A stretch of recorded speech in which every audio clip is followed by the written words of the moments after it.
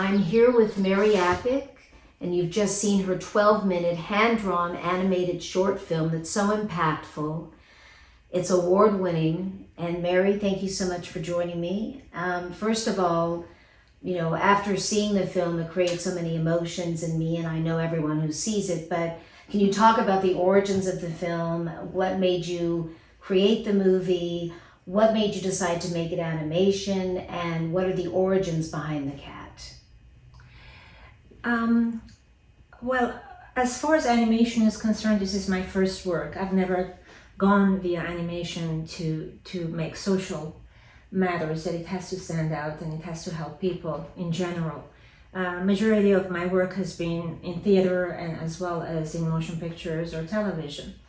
I found animation really a fascinating world in order to speak about matters in the world, particularly about women's issue, that I can utilize for giving it a voice.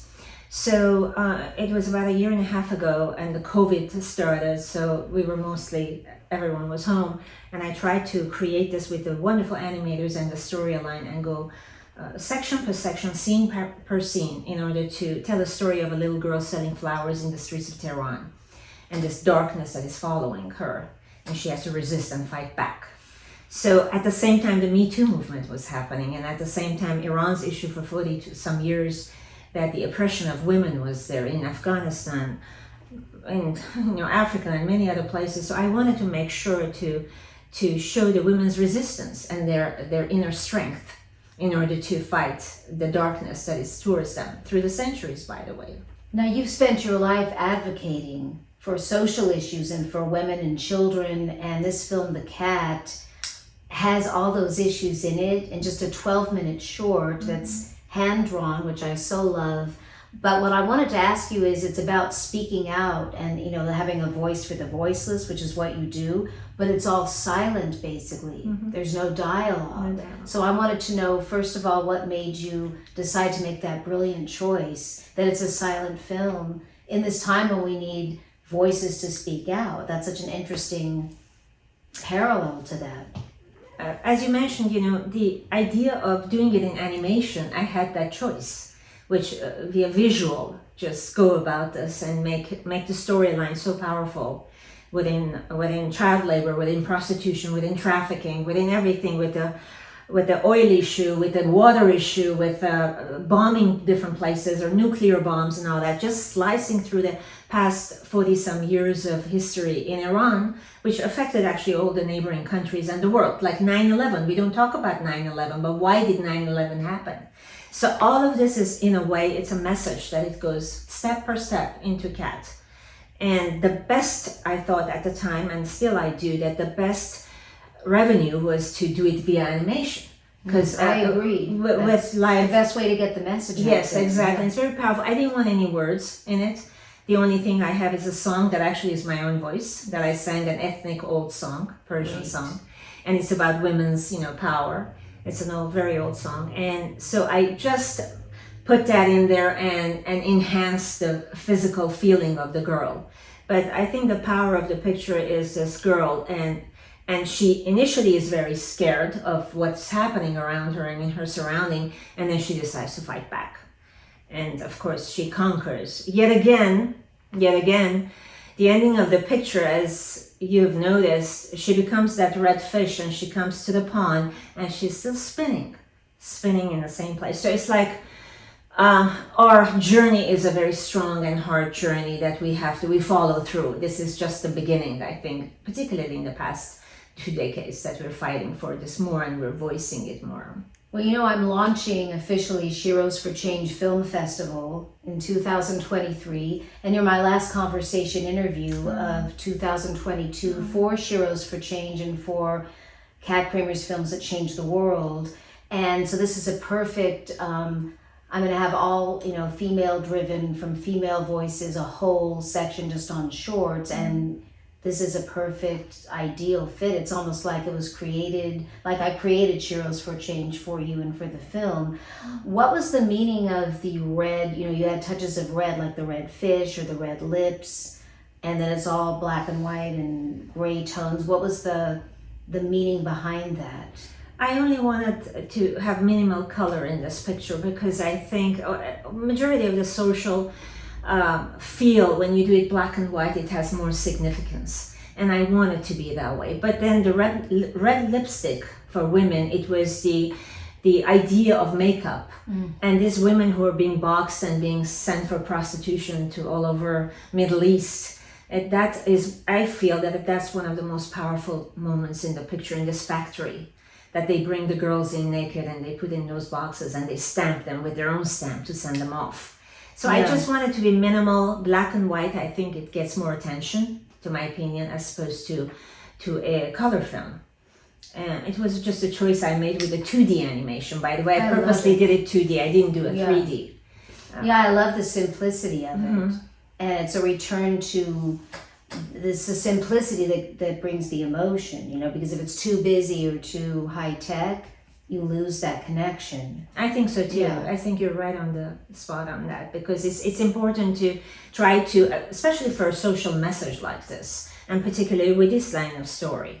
I put a lot of time and energy into the writing material and guiding the animators of the way I wanted this to be. And even the music is completely minimal. I just have a sitar by a wonderful sitar professor that lives in the United States, Persian, Salman Muhammadi, and he's just brilliant. And I told him I want the most simplest way of approaching this, as far as the journey that she takes to go. But yet when she reaches to the ocean and to the beauty, and then that's where I put the actual music in there.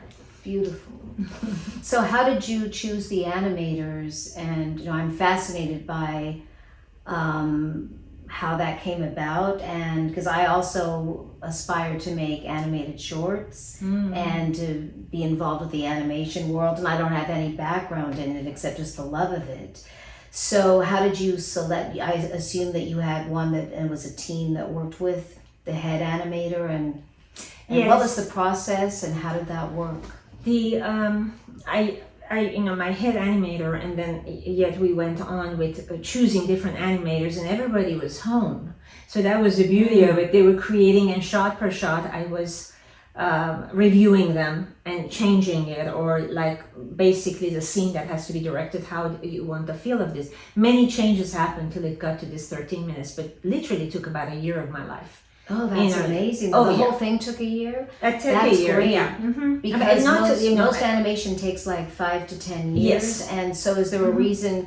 I know everyone was home and it was during COVID, right? So they had the time to work, which was one of the better things of COVID, was that, especially in the animation world. But how did they get the animation so perfect at such a quick pace? I mean, did you have deadlines on it, or was it just... No, I didn't have any deadline. I didn't have any. I was just literally playing around with the story and see, because I've never done animation. Right. So for me, it was a new area, and I thought, okay, step per step, I'm going to go forward. Okay, I don't like this, and then it went back. 10 days later, something new came, another sketch came in, and another little version of it came. I changed that, and it just went on and on and on till we reached to a point of finalizing it. And then I was thinking, I went to the Conservatory of Music in Tehran at the time and we studied music. So I've written a lot of pieces of music for either motion picture or for children's show and all. And then I brought people to, I've orchestrated it and all that. So I'm musically very much aware. And if you believe it or not, those days back in Iran, we had a legitimate ballet company. And I was a member of that ballet company at the time. So all that influences where we are now with this film. Now, this movie is so timely now and relevant. Can you talk about how it's even become more relevant right now and in this year, 2022, as opposed to when it was made when it came out originally in 2021? Because you won numerous awards, and I'd like to talk about that too, and you know, your past career and how that ended up here with the cat. What was some of the things you noticed just when the movie was first released, and then how it is now, especially in Iran, and how that affects, how the film influences that, and how that influences the film? My journey for the past 40 years has been the women's issue. Different films that I have made, independent films with small budgets, They have won awards and did a play titled Beneath the Veil. Right. And so that was Critics' Choice at the Los Angeles International Theater Festival. And then after that, I traveled to Kennedy Center, Lincoln. I got a lot of support from women's different organizations in order to push this play through major venues at the time. And of course, those days they were covering us much better, like different news medias and organizations. They were covering like CNN or Fox News, or many of them, Reuters and all. And I was trying to make a voice when majority of the people were silent about it. They were just enduring this government and didn't know where they were going with it. Yet when it came to the cat, which is the last point of this career I've had so far, and which was a chosen career, nobody assigned me to this. I went with my heart. Right, you paved your own path and Yeah. you followed your intuition and your heart. Right. Right. That's the way it needs to be, especially for women. Don't you agree? It's Absolutely, Yeah. absolutely. It's like what you do, and it's something that it comes from the heart, and it penetrates the heart, because a lot of issues that is not being mentioned is coming out now these days, which is wonderful. And so I knew this was happening, and I wanted this little girl to have this power and to be a message for not just Iranian but worldwide, to say we have an inner strength that we can fight back. We have to get our energies together and fight back. Yet I had no knowledge that about a year later, this movement is going to start. I mean, I always thought that it was always at the brink of the moment, a momentum to come out. Yet it happened. I am extremely proud of the Iranian women today, and the people and the children and everybody that is fighting on the streets in Tehran now. It's really sad because of the government's reaction and the brutality against their own people, especially people they're not armed, and they just have their voices. And also I've heard that recently there's gathering rocks and throwing it, because they're being beaten up, they're being detained, they're being taken to prison and forced confession, and based on that confession they give them a sentence, and it's hanging by death. yeah. I mean, I don't know how these mothers are tolerating being a mother myself, and how can you survive even 2 hours knowing that your son or your daughter has a sentence like that, and be it in any type of a normal situation or life, because any minute. And irony is that sometimes they don't even tell them. They don't even let them visit for the last time. They just call them and say, come and get the corpse. I mean, it's just, it's so much that it's mind-boggling. It just doesn't fit anymore. I'm scared of Kat looking at the Instagram in the morning. I know. Because I get all this information and I'm thinking, oh my God. I am like speechless.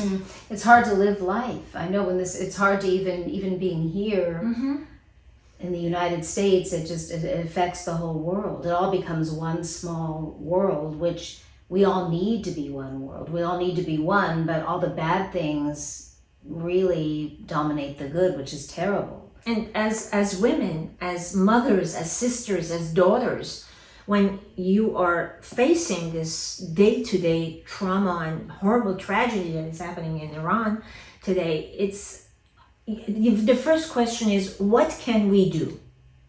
How can we communicate? Okay, just post and repost, try to reach to a Congress person, try to reach the parliament, try to reach the White House, whatever we can in order to make a change. Yet it's becoming very complicated, because if this world looks at what has happened, Ukraine has a structured government and a leader. In Iran, nobody has a leader. They don't have they just word of mouth, get out and go on the streets. And they're facing the police. Right, like the actress that was just arrested Yes. a few days ago, right? Yes. She was just for speaking out. Majority of the celebrities and actors, they don't know what to do. They're all arrested recently, right? There's been numerous A lot, artists, yes, yeah. exactly. And musicians, rappers, and intellectuals, educators, professors, doctors. Just by attending a funeral of someone the government killed, they're detaining them, taking them to prison, 25 years of imprisonment, and also a death sentence. I mean, this is just, someone needs to do something. I'm just a world citizen. I'm trying to voice this as an artist, as a filmmaker, and you really reach to a point that you don't know who to reach out to. And you know what is interesting for me is that there are a lot of people or governments or Germany or wherever, they say, like, we're standing by the people of Iran. And just excuse me, what does that mean?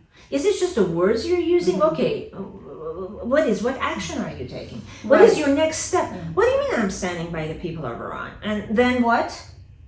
They're just saying it, but there's no action behind it. Exactly. And why do you think it's so much worse since the Me Too movement, which is worldwide, even though there's so much focus on it in this country? Why do you think it's gotten worse?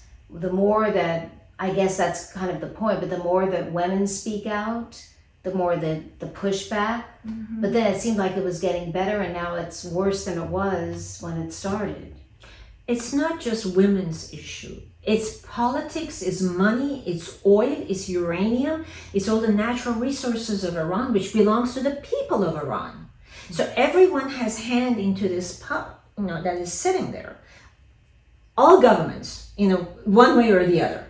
So they're just waiting to see what is their position is going to be financially. All the monies and billions that are set in Canada or United States or Europe or Switzerland or Russia or China by these leaders, these corrupt leaders. That's what it is. That's what it is. Corrupt leaders. Precisely. And the oil.